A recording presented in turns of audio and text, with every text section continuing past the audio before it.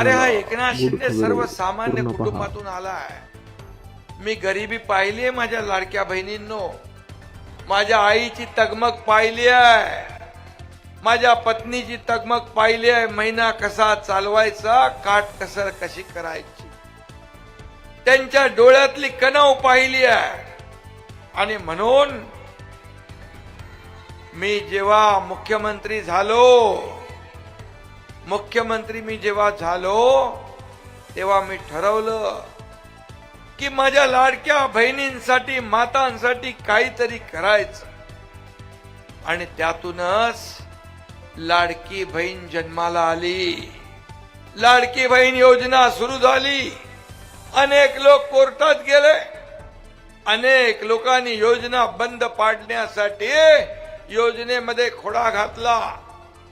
पण माझ्या लाडक्या बहिणींनी त्यांना असा जोडा दाखवला 232 नंबरचा आणि दिलं पाठवून घरी. अरे काय भाषा होती तुमची, याला जेलमध्ये टाकणार, त्याला जेलमध्ये टाकणार, याला बर्फाच्या लादीवर झोपून मारणार.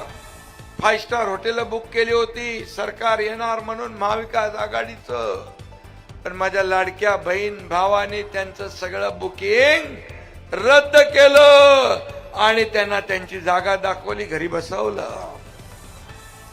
ही ताकद तुमच्यामध्ये आहे. तुम्ही एकदा ठरवलं ना की झाला सुपडा साफ होतो समोरच्याचा. आणि मी हेही सांगतो, आता लाडक्या बहिणींची संख्या जास्ती आहे, लाडके भाऊही आहेत पाठीराखे.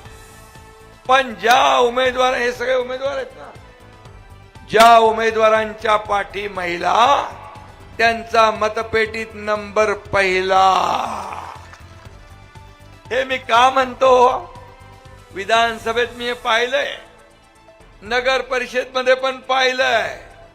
आणि मला अनुभव आणि खात्री झाली आहे की या महापालिकेत देखील हेच घडणार, पुन्हा हेच घडणार. आणि शिवसेनेचा धनुष्यबाण सगळीकडे दिसणार. आणि म्हणून तर मी ही योजना केली. माझ्या लाडक्या बहिणींच्या स्वतःच्या सहीने पैसे काढण्याचा अधिकार तुम्हाला दिला.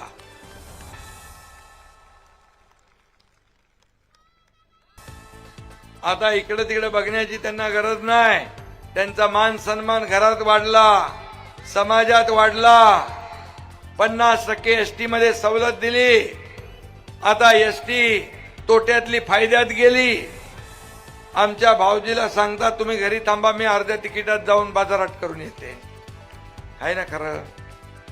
एक तो मैं कमिटमेंट करता नहीं.